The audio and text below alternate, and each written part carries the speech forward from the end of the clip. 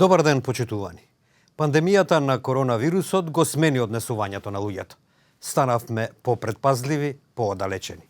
Токму таквата изолација, наметната од потребата за спречување на ширењето на болеста, продлабочи еден друг проблем – семејното насилство. Албанија, земја која веќе е позната по високи стапки на семејно насилство, бележи зголемување на ваквите случаи среде пандемијата, бидејќи карантинот и невработеноста ги заробија жртвите заедно со нивните насилници.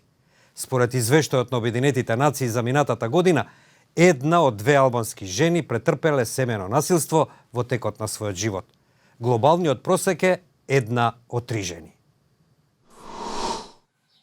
Патриархалното општество во Албанија строго управува со родовите улоги, оставајќи многу жени финансиски зависни од мажите и се врти околу системот на чест и срам. Според извештајот на Обединетите нации од минатата година, скоро една од две албанки претрпеле семејно насилство во текот на својот живот. И таа е трета земја во светот по вакви случаи. Gjithë periudha e karantinës edhe periudha e pandemisë, në fakt pati një impakt i jashtëzakonshëm mbi rritjen e numrit të viktimave të dhunës në familje. Gjatë periudhës së karantinës ne patëm 60% të rritjes së numrit të telefonatave krahasuar me të njëjtën periudhë të një viti më përpara. Според активистите, многу жени решаваат тајно да ги споделуваат своите страдања преку телефонските линии, наместо да одат на суд, каде им се нуди мала помош на оние кои немаат финансиски средства да најдат нов дом. Семиха Џани, 37 годишна мајка на 10 годишно момче, го испроба правниот пат, но ја загуби вербата по 6 годишната битка да бара права на незината куќа и издршка на детето од разводот во 2013 година.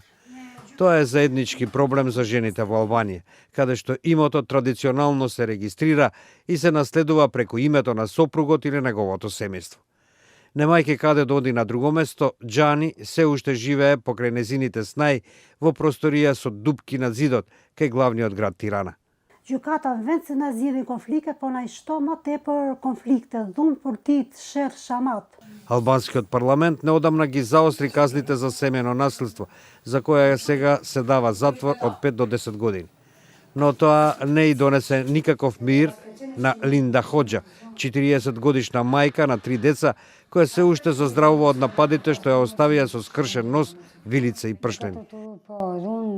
Psikologjike, dhunë fizike, çdo lloj dhune me levë, me kaçavit, me thika, me qit pistolete, edhe me qit pistolete nga tuturu. Edhe me levë, edhe me kapo. Откако отиде во затвор во 2018 година за домашно насилство, незиниот поранешен сопруг беше ослободен во април како дел од амнестијата за расчистување на затворите за време на кризата со COVID-19. Дури во затвор тој не престана да се заканува, но се стана ужасно кога се врати, вели Хоџа додавајки.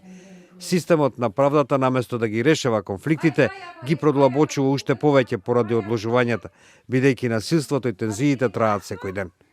Преплашена од неговото враќање, таа ги зела своите деца и побегнала од нивниот дом. Македонските податоци за периодот од воведувањето на мерките за коронавирусот покажуваат дека за 1/3 се зголемиле јавувањата на жртвите на семејното насилство во соодветните центри. Сепак, како и во Албанија, малкумина се решени да го пријават насилството или пак да го истераат случајот до крај на суд. Од една страна тие не им веруваат на институциите, а од друга е нивната финансиска зависност. За 1/3 се зголемил бројот на пријави за семејно насилство по прогласувањето на вонредната состојба и воведувањето на полициски час поради пандемијата на коронавирус, велат во кризниот центар Надеж. Некои пријавуваат насилство, но некои само сакаат да поразговараат со некого. Закони има невладини организации кои нудат помош, шелтер центри и државни институции задолжени за проблемот, но мал број од жртвите го пријавуваат насилството, а уште помал број ја истеруваат процедурата до крај, со кривични пријави и напуштање на насилникот. Жртвите на семејно насилство најчесто се жени, а насилници нивните сопрузи или партнери.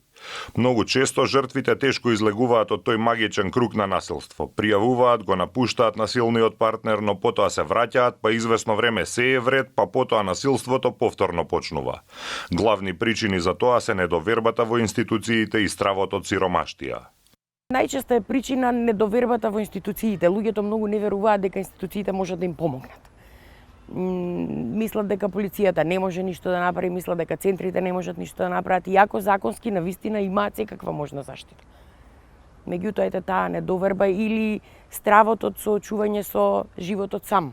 Значи, жена која што ќе излезе од насилна средина треба да продолжи натаму сама и да се бори за себе и за своите деца ако има деца. И тоа е ете така најчеста причина што се враќаат назад повторно им се случува истото и така некој круг додека веројатно нели не им пукне филм што се вели. Во Националната мрежа против насилство врз жени и семејно насилство велат дека македонското општество толерира насилство.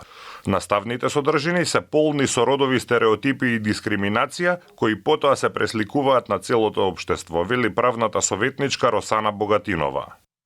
Ние во самото постапување на институциите забележуваме родови стереотипи и дискриминација од аспект на тоа што кога се постапува во случај на семејно насилство, полицијата има можност да предложи до судот да изрече мерка одстранување на сторителот од домот без оглед на сопственоста и забрана за приближување до домот.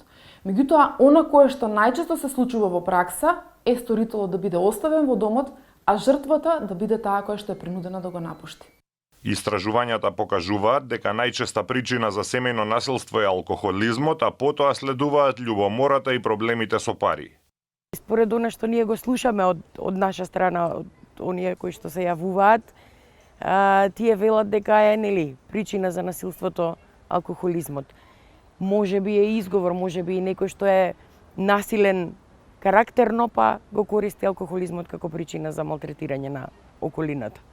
Од 12 март до 3 август годинава, во ек на пандемијата на коронавирус, полицијата регистрирала 411 кривични дела и 186 прекршоци поврзани со семејно насилство. Во истиот период имало 1606 поплаки за семејно насилство и 3 фемициди, односно убиства врз жени. Facebook, Twitter и YouTube на Радио Слободна Европа се отворени за вашите коментари и мислења за семејното насилство и како да се спречи тоа. Довидување, почитувани.